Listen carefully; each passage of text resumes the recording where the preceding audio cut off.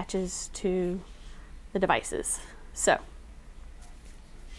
the Venturi mask, also known as a Venti mask, V-E-N-T-I, like Venti coffee. It stands for Venturi, and it's a Venturi principle. The basics of Venturi principle, which I'll get into in lab, is that for every liter of oxygen being pushed through this orifice will entrain so many liters of oxygen through these little parts here. So this part is on here to keep you from covering up the entrainment ports. And the entrainment ports are very important, and you can tell that the orifices are different sizes, and so are the entrainment ports. The bigger the entrainment port, the more room air we're entraining, the lower the FiO2 is going to be.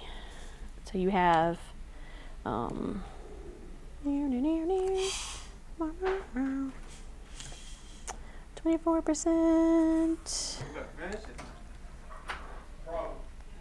Alright, so we have two orifices about the same size, but the air entrainments are noticeably, they're different sizes. There's more of them on the blue.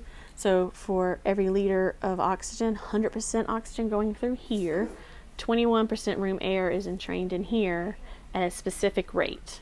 And it depends on the flow, on how much goes into orifice size, and their entrainment ports on how much that is. And that's the math we'll talk about later. So for this, the paperwork that comes in your bag comes with this fancy chart of all the parts, so you know what to call everything. And then this is a chart that goes with the colors. So it tells you what FiO2 each color will give and what liter flow you need to set the patient on, and then what the total flow will be at the end. Because what you set the flow meter is how much oxygen's coming through this port. And then you do the calculations to figure out how much air is being entrained through this port, add the two together, and that's the total flow coming out of this. Alright, so if you want, oh yeah, I gotta put my glasses on for this because it's tiny. When I was a student, I could read these without glasses. Alright, so this says 40%, let's see if you can see it on the camera. 40% at 15 liters per minute. So if the doctor wants me to give exact 40% FiO2, not about 40%, if the doctor says 40% FiO2, you're going to use a Venturi device because they're fixed and give exactly what you have set. You're going to put the pink part in there, this part in here, the oxygen tubing here, and then you're going to set the flow meter to 15 because that's what this tells you to set it to. Alright, if you want it, let's see if I can spin it to find the numbers. Nope. 24%, you are going to set this to 3 liters. So you would put this in here, like this. Attach it to the collar, cuff, whatever you want to call it, and set it to 3 liters, and you'll be giving 24% precise. So you had somebody who they just need to be on about 24% FiO2, you're going to put them on a nasal cannula at about 1 liter, right? 1 liter-ish will give them 3.5 over 21 is 24. So you can estimate that and put them on 1 liter nasal cannula. But if the doctor says 24% is what the patient needs, you're going to put them on this device, and it doesn't matter how deep or how shallow they breathe, how fast or how slow, they're going to get 21% because this, with the air entrainment, meets their demands. The flow is so high that it meets their demands, and it doesn't matter what the breathing pattern is. So we have, let's go in order. Blue is 24%. I keep forgetting the camera's over here. 24%, 3 liters. Blue. Next is yellow. So you can give, oh, that's a hard one to see. Are you going to be able to see that? I don't think so.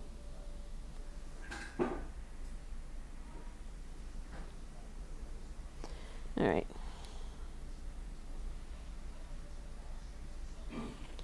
28 liters. No, not 28 liters. 28% and 6 liters. And then white is our next level up. It's 31 and 8. I don't know if I can get it just right. And then green is 35 and 12 liters. Then you have pink, which is 40% at 15 liters. And then we have 50% FiO2 at 15 liters. So the Venturi mask can go from 24% to 50%. It's fixed, so it will give exactly what you have set. So this is a really good device for our CO2 retainers that we talked about in the PowerPoint for the class. So our CO2 retainers are those patients that are end-stage end-stage COPD, and they have retained some over the years. They keep retaining more and more CO2 to that's their normal and that's their baseline. So if you make if we wash out their CO2, then they not wash out their CO2. Even washing out their CO2 or having like enough air to blow off their CO2 does not give them the signal to breathe. It's oxygen that gives them a signal to breathe. So if you put somebody that is a CO2 retainer on, let's say, a simple mask at 35% or 8 liters, and they're breathing really shallow, the FiO2 is going to go up high. And if the FiO2 goes up high, then it could bring up their oxygen level in their blood to the point where their brain doesn't say to breathe. So those patients will get an order for fixed FiO2, and typically it's a FiO2 that we know will bring their oxygen up enough for them not to be as hypoxemic, but not so high that we knock out their drive to breathe. So anytime you put somebody on an oxygen device and they are a COPD patient, and within a few minutes of you putting it on them, the nurse calls or you notice that they're starting to get lethargic, then they may be a CO2 retainer and you may need to change their devices. Something to look into. So the Venturi mask is this, 24 to 50%. It is a fixed device, so it's not variable.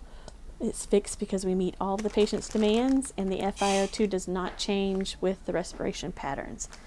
It's really good anytime you need a fixed FiO2 because the person's a CO2 retainer or they have some kind of chronic lung injury, and we need a very precise FiO2 so we know it's easier to wean them on and off. That's why you use this device. I'm going to go in reverse order.